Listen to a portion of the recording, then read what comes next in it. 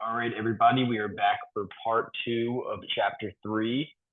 So, the cell membrane, which is also known as the plasma membrane, is the outermost component of a cell, and it's one of the most important components of a cell because it forms a boundary between our material inside a cell and the material outside of a cell. So, materials within our cells are known as intracellular. The prefix intra means inside, and those outside are extracellular. So intra and extracellular. And so the cell membrane is a selective barrier. We want some things to be able to pass through the membrane, and we have certain methods of being able to do that. But there's other things that we do not want to enter the cell membrane, so it keeps those out. So one of the most common models of their cell membrane is what's known as the fluid mosaic model, which is used to describe our cell membrane structure. Our membrane contains phospholipids, cholesterol, proteins, and carbohydrates. If you remember from our previous chapter, we have the hydrophilic heads that are facing our external environment as well as our internal environment. And we have the hydrophobic tails, which are forming the interior portion. So you see we have stuff like channel proteins, other proteins that are different receptors on the cell membrane. And so it's not a rigid membrane. That's why the fluid mosaic model is the title. It moves as a unit. It's fluid. It can change. So as we said, the cell membrane is selectively permeable. So only certain substances can pass in and out of the cell. Certain substances, such as enzymes, glycogen, potassium, are found in higher concentrations inside the cell versus within the environment. And then there's other substances that are more concentrated outside of our cell, such as sodium, calcium, and chloride. Some very small molecules, such as oxygen and carbon dioxide, can pass directly through the membrane without any problem. And then another example is sodium passing through, but it has to go through a transmembrane protein channel. So one of those membrane proteins has to carry sodium.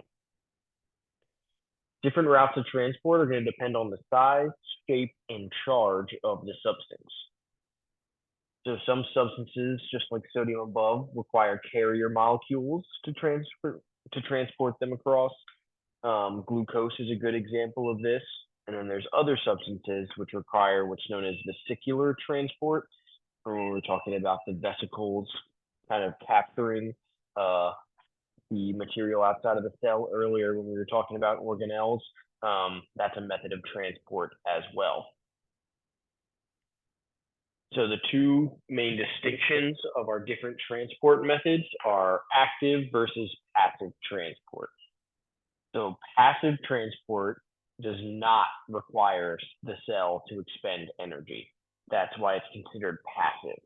There's no energy needed for this transport.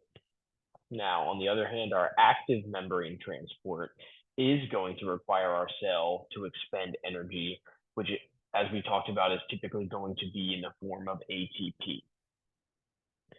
So a few passive membrane transport mechanisms are diffusion, osmosis, and facilitated diffusion. Active transport includes secondary active transport, regular active transport, endocytosis, and exocytosis. And we will talk about all these methods coming up. Diffusion is going to typically involve a substance in a solution that's going to move down a concentration gradient. So a solution is typically going to be a solute, which let's use the example of water and salt. Our solute is salt, our solvent is water. So solutes are the substances dissolved in whatever liquid or gas. So the liquid or gas is your solvent. And solutes, such as ions or molecules, are going to move from higher concentration to lower concentration. So that's that concentration gradient, is the difference between the concentrations, the higher concentration versus lower concentration. So our substance or our solute is going to move down that concentration gradient from higher to lower. So that is diffusion. So as I just said, that concentration gradient is the difference in concentration of a solute in a solvent between two specific points divided by the distance between those points. So say, let's use the example of a salt block in water. We're going to measure the point where the salt is, and we're going to measure the point where we're 5 centimeters away from the salt. Let's say there was a 10% difference in concentration divided by that 5 centimeters, you're going to have a concentration gradient of 2. So the concentration gradient is steeper when the difference is large and or this distance is small, or both. So this is an illustrated example of diffusion. So we have a salt cube here. And so distilled water has nothing in it at all. This salt cube, of course, itself is 100% salt. Think the distilled water is 0% salt. So the salt crystals are going to diffuse throughout the water. And eventually they're going to distribute evenly. So it's the same concentration throughout the entire solution. So that concentration gradient drives the movement of these crystals. And so that movement's going to continue until it's evenly distributed and there's no more concentration gradient. Okay, osmosis is a special version of diffusion because we only discuss osmosis when we're discussing the movement of water specifically. So osmosis is the diffusion of water, which you could consider your solvent in this case, across a selectively permeable membrane, such as your cell membrane, and it's going to go from a region of higher water concentration to lower water concentration. So it's still moving down a concentration gradient, but this time we're referring to the water concentration versus the solute concentration.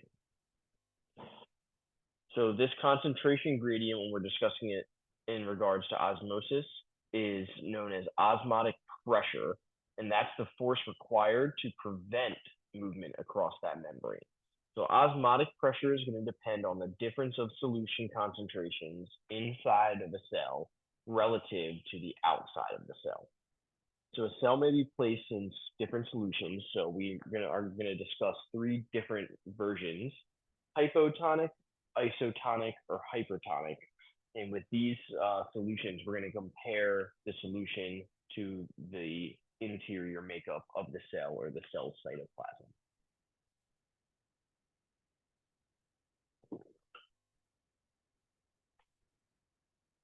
So this is just a little bit of a diagram that describes osmosis a bit further. So you have distilled water again. Remember, that's going to be a 0% salt solution.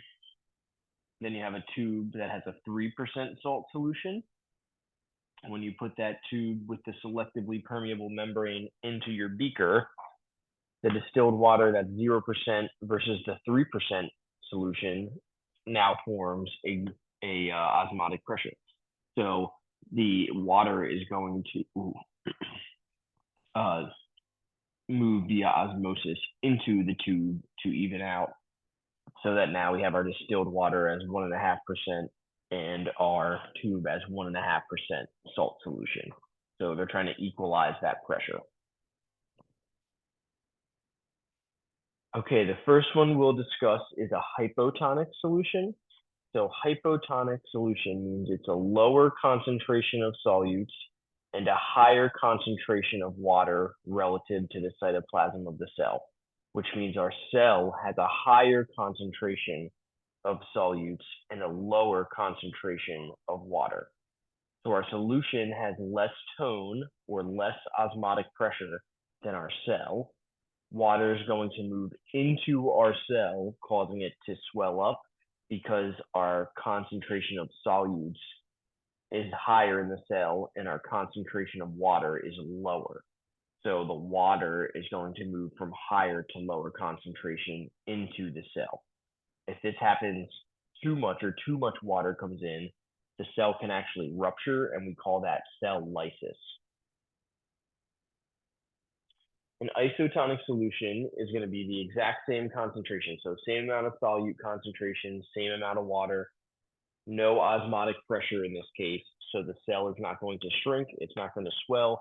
Water is not going to move. No osmosis is going to happen. And then hypertonic. So this time our cell has a low solute concentration and a high water concentration. So that means when we put our cell into the hypertonic solution, water is going to flow out of our cell. It's going to cause shrinkage, or another term for this is crenation. So this just illustrates it a bit. So remember, if we're going into a hypotonic solution, we have a higher concentration of water outside the cell. So water is going to flow into the cell. Isotonic solution, we're even Steven, nothing's going to happen here. And then our hypertonic solution, our cell has a higher concentration of water, so water is going to move out of the cell into the solution. So the idea with both diffusion and osmosis is that we're trying to even things up. So we're trying to equalize our different gradients, whether it be a concentration gradient or a difference in osmotic pressure. Okay, facilitated diffusion is carrier mediated, meaning that we have to have some type of system. Typically, it's going to be a membrane protein to help get whatever the substance is into the cell. So even though it's facilitated and we're using a helper, it is still moving with the concentration gradient. So we don't need energy to help that facilitation or to run that facilitation. So different lipid-soluble substances like oxygen, carbon dioxide, different steroids, they match up lipid with lipid, our phospholipid bilayer, so they can go right through our membrane. There's certain water-soluble substances, certain ions, that can also diffuse across our cell membrane, but they need help from membrane channels or different carrier molecules because they can't pass through that phospholipid layer by themselves.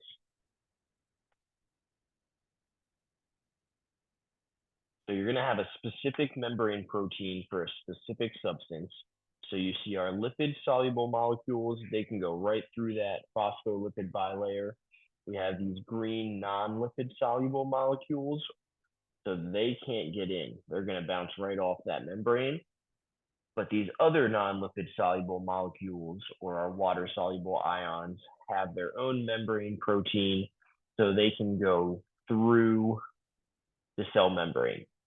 And so they're still moving from an area of higher concentration to lower concentration, so no energy is used. We're moving down the concentration gradient.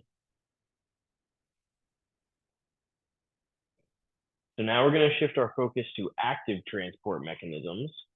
So active transport is also typically carrier mediated. So that means it's going to require ATP. That's what makes it active. So we're still talking about moving substances across our cell membrane. And this time, we're usually going against the gradient. That's why we need energy to help us. So it's typically going to be a lower concentration to higher concentration.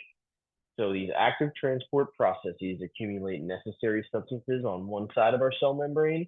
At certain concentrations, they may even be many times greater than those on the other side, so they're not equaled out like a lot of our passive transport mechanisms. But there's a reason that we want these gradients or these differences in concentration at times. One of the most important examples is our sodium-potassium pump. We will come back and talk about this even more when we get to our nervous system chapter, because our sodium-potassium pump is essential for our nerves being able to send their signal. So the pump pushes sodium out of our cells and it brings potassium into our cells. So we end up with a higher concentration of sodium in our external environment and a high concentration of potassium inside. So we're pumping sodium out into an area that already has a higher concentration of sodium. We're bringing potassium into an area that already has a higher concentration of potassium. So in both directions, we're going against the gradient. So this is just a little illustration here. Sodium goes out. So in this case, there's 3 sodium pumped out, 2 potassium pumped in, and you see the ATP phosphate groups are getting utilized by the pump to power this. Our next active transport process is endocytosis. And since it's endo, think into the cell, endo inside. So we have receptor-mediated endocytosis, which means a certain substance, whatever it may be, is going to bind to a specific receptor that is on our cell membrane. When it binds to that receptor, that signals a process to form the vesicle around the substance, and it comes into the cell. Another method under endocytosis is known as phagocytosis. And so this is when solid particles are ingested, or you can think of this as when the cell eats solid particles. Phagocytosis is very similar, but rather than solid particles, it is liquid particles. So think of this about drinking a substance into a cell.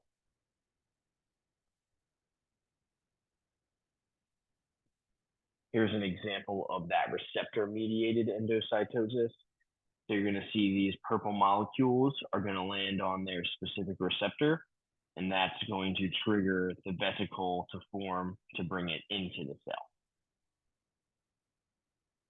On the flip side, we have exocytosis, which is the same concept of using those membrane-bound sacs, or in this case, secretory vesicles, to accumulate materials to release them from the cell. So this time we're using vesicles to release substances rather than bring them in. So these vesicles travel from inside the cell to our cell membrane, and they kind of fuse with the membrane and eventually open to the external environment, so their substance is released into the extracellular material. The main example of this is the secretion of our digestive enzymes. So we're going the opposite way this time. We have a vesicle formed maybe by the Golgi apparatus that's traveling to our cell membrane. It's going to fuse with the membrane and then open to release the enzyme or whatever it's carrying to the extracellular environment. And then this is an electron microscope showing that happen in real time. Okay, that's the end of part 2 for chapter 3. I know that was a little bit of a longer chapter. Thanks for hanging in there. And then we have chapter 4 to finish up our very first unit for the semester.